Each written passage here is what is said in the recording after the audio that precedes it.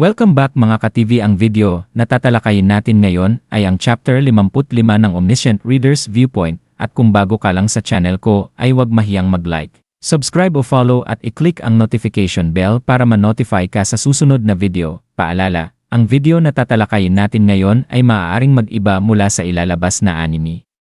Hindi ko inaangkin ang mga drawing o anumang materyales na ipapakita. Ang layunin ko ay magpakita ng suporta at magbigay ng impormasyon tungkol dito. Ang lahat ng kredito ay nananatili sa mga orihinal na may-ari. Maraming salamat. Nagsimula ang muling pagbuo ng katawan ni Kim Dokja. Tulad ng pinturang dahan-dahang kumakalat sa isang canvas. Unti-unting luminaw ang kanyang paningin, bagaman malabo pa rin ang mga kulay at kontrast sa kanyang paligid. Isa-isang nabuo muli ang kanyang mga buto, ugat, mga laman loob, at maging ang kanyang mga mata. Nalilito pa ang kanyang mga pandama habang sinusubukang umangkop sa kanyang bagong katawan. Sa kabila nito, nakahinga siya ng maluwag dahil alam niyang ligtas na ang Chongmuro. Gaano man kalakas ang mga apostol, hindi nila matatalo ang mas pinatibay na si Yoo Jong-hyuk. Ang maranasan ang pananaw ni Yoo Jong-hyuk sa unang panauhan ay isang kakaibang karanasan, ngunit isa itong bagay na ayaw na niyang maulit pa. Habang pinapawi ng fourth wall ang pinsalang dulot ng kanyang kamatayan sa kanyang isipan, nakatanggap siya ng kompensasyon mula sa Omniscient Reader's Viewpoint Stage 3. Pagmulat niya, nakita niya si Jung Hee-won na sumisigaw sa pagkabigla habang pinipigilan siya ni Lee Hyun-sung. Sina Jung Min-seob at Lee Sung-kok naman ay nakatitig sa kanya na parang hindi makapaniwala. Mabuti na lamang at buhay silang lahat. Hindi pa siya nahuli sa kanyang pagbabalik. Hindi na malayang nasambit ni Jung Hee-won ang kanyang pangalan habang umalinggaw ang dagundong ng Lesser Dragon Ignil. Wala nang saysay ang pagtatago ng kanyang pagkakakilanlan. Habang pinupuri ng mga natitirang propeta si Yoo Jong-hyuk at iniisip na gumamit ito ng isang banal na gamot para mabuhay muli, alam ni Dokja ang katotohanan. Ang muling pagkabuhay ay lubos na naiiba sa simpleng paggaling. Na-activate ang kakayahan ng King of No Killing na gumamit ng 100 karma points upang ibalik siya sa buhay. Hindi lamang naibalik ang kanyang katawan, kundi tumaas din ang kanyang pisikal na kakayahan at mahika bilang bonus. Ito ang tunay na halaga ng King of No Killing, isang natatanging katangian na si Selena Kim lamang ang nakakuha sa buong Ways of Survival. Gayunpaman, bumaba sa 0 ang kanyang karma, kaya hindi na niya magagamit muli ang kakayahang ito hanggat hindi siya nakakapag-ipon ng puntos sa pamamagitan ng pagliligtas ng mga buhay. Hindi nagtagal at nagpatuloy agad ang labanan. Muling ginamit ni Lesser Dragon Ignil ang Flames of Destruction, at agad na naisip ni Dokja na hindi na siya maaaring mamatay muli. Napansin niya ang mga numerong nakasulat sa mga foothold at nakita niyang naroon na ang kanyang mga kasama. Mabilis na inutusan ni Jung Hee-won si Lee Hyun-sung na tulungan siya. Nang makarating si Hyun-sung, halos mawalan ito ng salita sa pagkakitang buhay si Dokja. Wala nang oras para magpaliwanag. Na-activate ang Absolute Shield habang sumisiklab ang mapaminsalang apoy sa kanilang harapan. Nang makahinga ng kaunti, tinanong ni Dokja kung may maibibigay ba si Hyun-sung na maisusuot niya. Noon lamang napansin ni Hyun-sung na bagaman muling nabuo ang katawan ni Dokja, hindi kasama rito ang kanyang mga damit at kagamitan. Karamihan sa kanyang mga gamit ay natunaw o nasira, dahilan upang siya ay tuluyang walang saplot. Mabuti na lamang at hindi naapektuhan ng apoy ang mga Star Relic at Scenario Item. Nakahandusay pa rin sa paanan ng dragon ang Unbroken Faith at ang Kayumangging Watawat. Nang mawala ang proteksyon ng shield, agad na tumakbo si Jung Hee-won patungo sa kanya. Bahagyan nitong iniwas ang tingin bago iniabot sa kanya ang Samyongdang straw mat na agad niyang ipinambalot sa kanyang sarili. Habang nagpapatuloy ang kanilang paglipat sa iba't ibang foothold, lalo pang naging mabangis ang laban kay Ignil. Isa-isang namatay ang mga natitirang propeta hanggang sa grupo na lamang ni Dokja ang natira. Matapos mabawi ang Brown Flag at ang Unbroken Faith, pinagsama-sama niya ang lahat nang mag-activate ang susunod na foothold. Bagamat nakaligtas sila muli, alam niyang hindi habang buhay sa sapat ang kanilang swerte. Darating ang pagkakataong ang lilitaw na numero ay magiging dahilan upang may isa sa kanila ang mamatay. Dahil wala nang ibang pagpipilian, nagpasya si Dokja na labanan ang dragon. Napansin niya ang mga ice pill na naiwan ng mga namatay na apostol at napagtantong iyon lamang ang kanilang pag-asa upang masugatan si Ignil.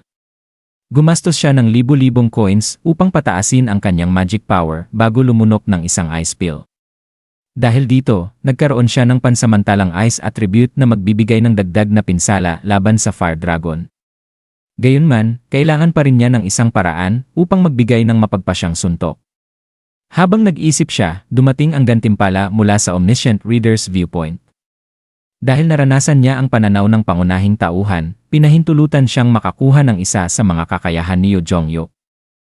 Saglit siyang natuwa ngunit agad ding nadismaya nang makita ang mga pagpipilian, cold resistance, fire resistance, at lie detection. Wala sa mga ito ang mga makapangyarihang kakayahang inaasahan niya. Habang naghahanda si Ignil ng panibagong pag-atake, naalala ni Dokja ang mga impormasyong nabasa niya mula sa iba't ibang regression. Dahil dito, pinili niya ang cold resistance. Pagkatapos ay ginulat niya ang lahat ng hingin niya ang lahat ng ice pill ng kanyang mga kasama. Nang makuha ang 4 pang natitirang pill, sabay-sabay niya itong nilunok. Dahil dito, umabot sa napakataas na antas ang kanyang ice damage habang pinoprotektahan siya ng cold resistance mula sa nakamamatay na lamig na karaniwang pumapatay sa sinumang gagawa nito. Hinugot niya ang Unbroken Faith at agad niyang naramdaman ang kakaibang pagbabago sa kanyang paghawak ng espada na tila bunga ng mga alaalang naranasan niya bilang si Yu Jongyuk. Na-activate ang Blade of Fate at naging madilim na bughaw ang Ether Blade dahil sa pagsasanib ng kadiliman at yelo. Habang nasa kanyang likuran ang mga kasama, sumugod siya diretsyo sa apoy ng dragon. Sa paggamit ng Song of the Sword, nakatanggap siya ng gabay mula sa Duke of Loyalty and Warfare. Lumitaw ang mga pulang marka sa katawan ng dragon na nagsilbing mga mahihinang bahagi nito. Sa tulong ng Maritime War God, naunawaan niya kung saan dapat umatake. Pinutol niya ang litid sa paa ng dragon, sinaksak ang mga mahihinang bahagi nito, at paulit-ulit na inatake ang dibdib nito. Bagamat sandaling pinrotektahan siya ng brown flag, agad din itong nasira. Nagsimulang maghanda si Ignil para sa Flames of Destruction, hudyat ng huling yugto ng kanilang laban. Ibinuhos ni Dokja ang lahat ng natitirang mahika sa Unbroken Faith at walang tigil na umatake. Kahit pa pinagsama ang napakalakas na ice damage sa kanyang mga suntok, tumanggi pa ring bumagsak ang dragon. Nang magsimulang sumiklab ang Flames of Destruction sa kanyang harapan, nagpatuloy pa rin siya sa pag-atake ng walang pag-aatubili. Sa sandaling iyon, bumalik sa kanyang alaala ang espada ni Yu Jongyuk.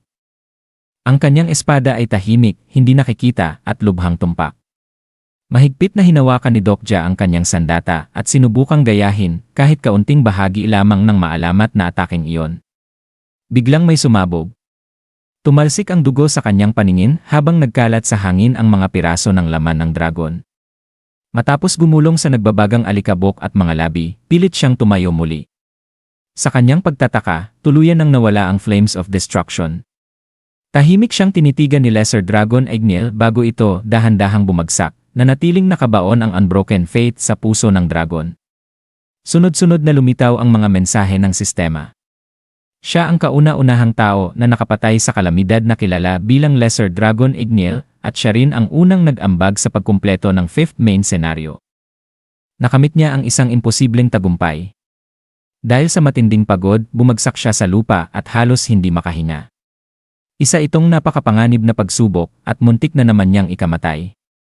Habang pinagmamasdan siya ng mga dokaibi at pinoproseso ng Administration Bureau ang hindi kapani-paniwalang tagumpay na iyon, isa lamang ang nasa isip niya, oras na upang kunin ang kanyang mga gantimpala.